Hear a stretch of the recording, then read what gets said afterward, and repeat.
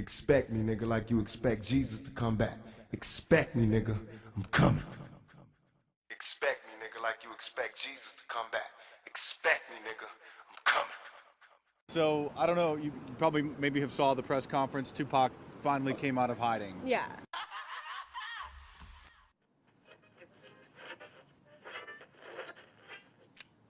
I haven't seen a car in 50 miles. You know what I just thought of, right?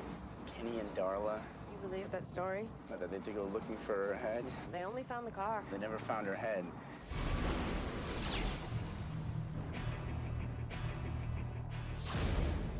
What's he doing? The hell is that? He dumped something down that pipe. Wrapped in a sheet.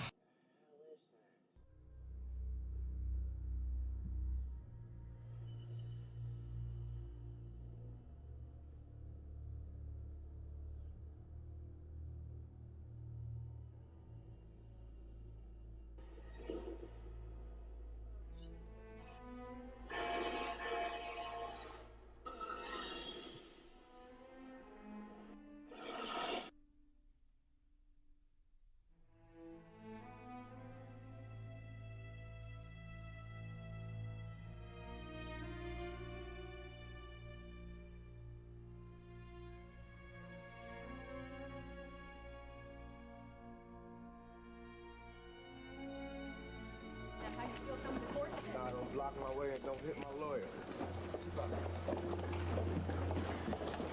Tupac, you think this is a bum ramp?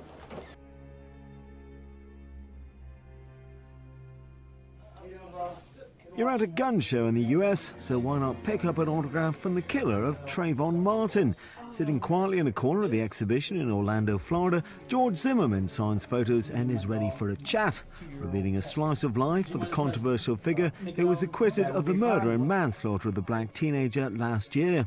Apparently making this public appearance as a thank you to the owner of the gun show who supported him throughout the trial. Zimmerman was accused of racially profiling, following and shooting 17-year-old Trayvon in a gated neighborhood as he was returning from a convenience store.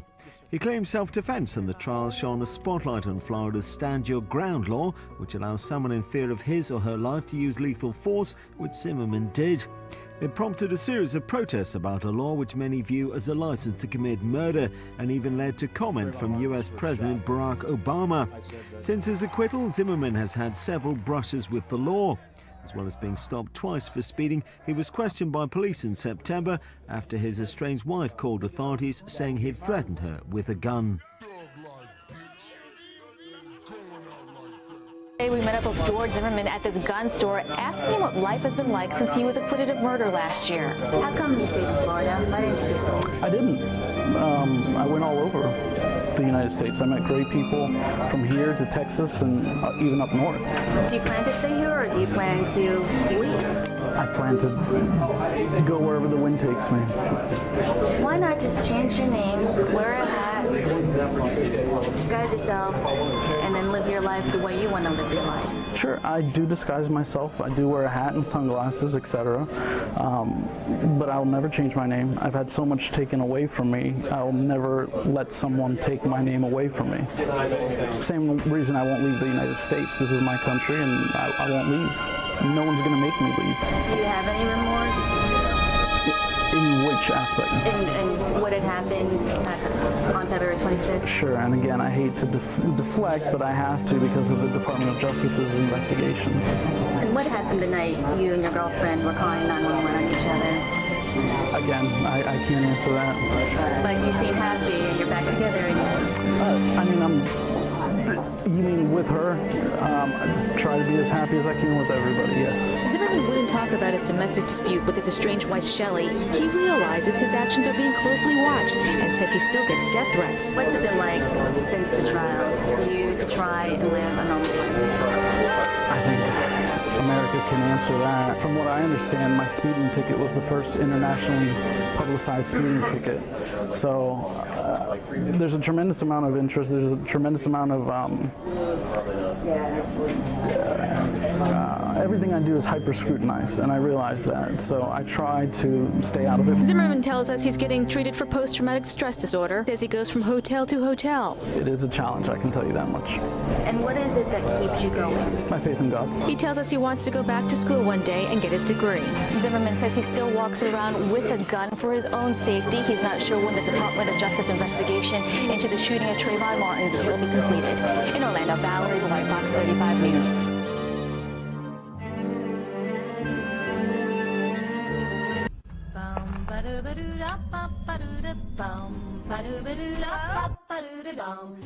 Jeepers, creepers, where'd you get those peepers?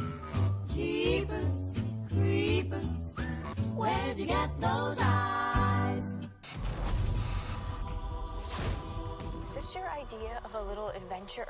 I'm just gonna look. Hello? You know the part in scary movies where somebody does something really stupid and everybody hates them for it? This is it. Every 23rd spring, for 23 days, it gets to eat. Eat. What the hell is that thing?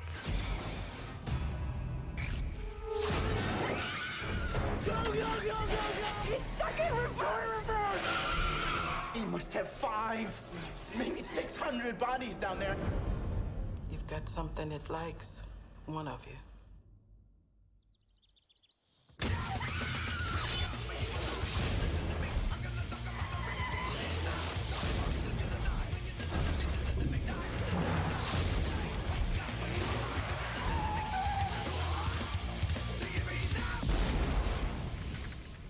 You think he's dead?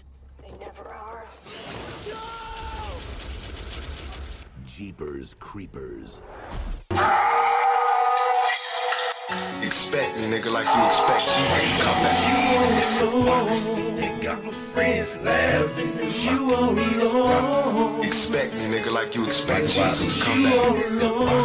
They got my friends laughing, you alone. Expect me, nigga, like you expect Jesus to come back. They got my friends laughing, you alone. That I refuse to let you go, Lord. Cause Tupac said so. Tonight it was 5%. Jumping off the cliff, now it's making a lot of sense. So it seems, with all the visions and dreams, walking a king. And Lord, Tupac was a demon. Revelation, find salvation, read the first few paragraphs. I tried to tell some of my closest friends, but you were laughing, yeah. I even tried to tell my mama, she put me in a crazy home and left me to wonder why. It almost made me cry. And why was I watched for 10 days and die? If I die, that will be them. My last trip was been believe that I was destined to be that demon. I'm seeing it happen right before my eyes. And there's no such thing as fate. Told a lie, so ahead and abandon me. Leave me with Christianity. So can it be there was some truth in my insanity? Expect me, nigga, like you expect Jesus to come back. They got my friends laughing, you alone. Expect me, nigga, like you expect Jesus to come back. They got my friends laughing, you alone. Expect me, nigga, like you expect Jesus to come back. They got my friends laughing, you alone. That I refuse to let go. It's Armageddon, cause Tupac said so. Shot a speed runner. Neil.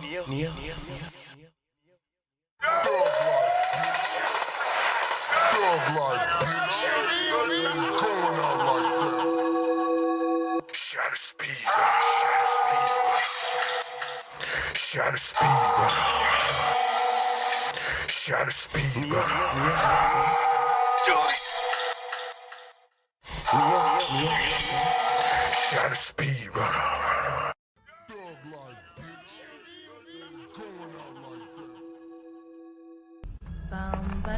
that. Jeepers, creepers, where'd you get those peepers? Jeepers, creepers, where'd you get those eyes?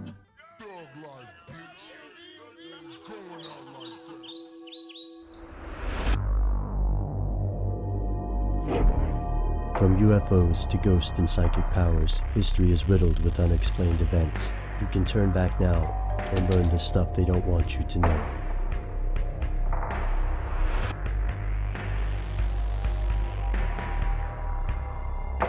Here are the facts.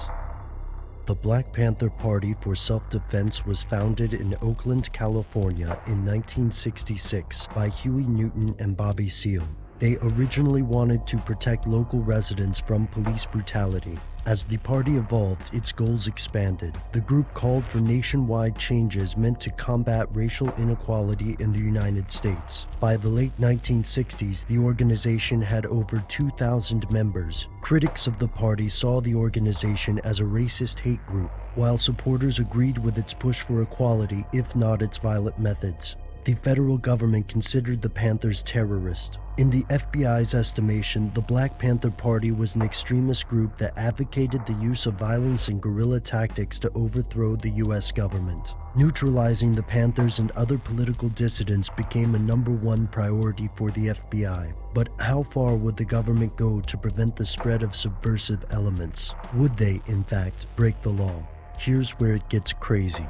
Yes, in 1956, the FBI formed a secret program called COINTELPRO to combat subversive political organizations. This series of secret operations focused on several major groups: Communist, Socialist, the Ku Klux Klan, Black Nationalist, and others. The Panther Party was not originally one of the FBI targets, but by 1968, J. Edgar Hoover considered them the greatest threat to the internal security of the country. By 1969, the Panthers were one of COINTELPRO's primary targets, and the FBI attempted to weaken the group through a number of means. The FBI was primarily concerned that this group might unify with other similar organizations. To prevent this, the FBI engaged in numerous acts of widespread surveillance, wiretapping, mail fraud, extortion, and more. The COINTELPRO operations weren't public until 1971, meaning that for decades these programs functioned without public scrutiny and with virtually no congressional oversight. In 1976, the Select Committee to Study Governmental Operations, better known as the Church Committee, found that the FBI had violated the law in several COINTELPRO operations. While the stated aim of COINTELPRO was to prevent violence, some of the FBI's actions during this time arguably promoted violence between the Black Panthers and rival organizations such as the United Slaves and the Blackstone Rangers. The FBI also worked to prevent prominent party members such as Fred Hampton or Bobby Seale from making public appearances. According to Noam Chomsky, COINTELPRO eventually expanded to include political assassinations. Is there any truth to this claim?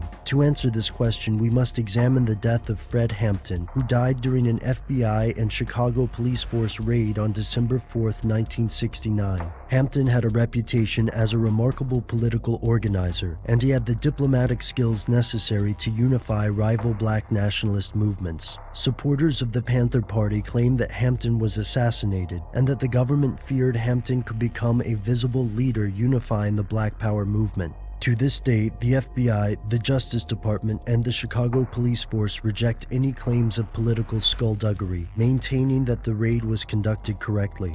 In 1971, an activist group called the Citizens Commission to investigate the FBI stole COINTELPRO documents from a field office in Pennsylvania, exposing the project to public scrutiny. In April of the same year, the FBI terminated COINTELPRO.